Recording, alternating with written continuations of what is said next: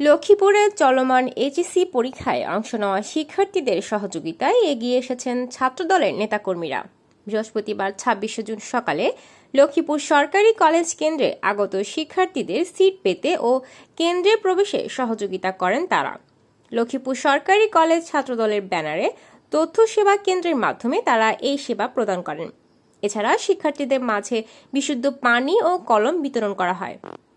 এ সময় উপস্থিত ছিলেন কলেজ ছাত্রদলের আহ্বায়ক হাসিবুর রহমান অভি, সদস্য সচিব মাইনুল হাসান শাওন, যুগ্ম আহ্বায়ক ইসমাইল হোসেন রনি, বাহাদুর হোসেন নোবেল, মোহাম্মদ আশরাফ, ইমতিয়াজ আহমেদ বাবু সহ কলেজ ছাত্রনেতা রায়হান, হৃদয়, জাকির, মতিউর আরিফ প্রমুখ।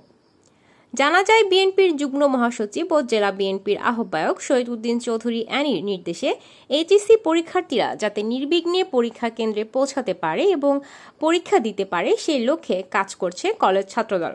সেই লক্ষ্যে যানজট নিরসন, পানি ও কলম বিতরণ করেছে লক্ষ্মীপুর সরকারি কলেজ ছাত্রদল। এছাড়াও অভিভাবকদের জন্য বিশ্রামাগারেরও ব্যবস্থা করেছে তারা।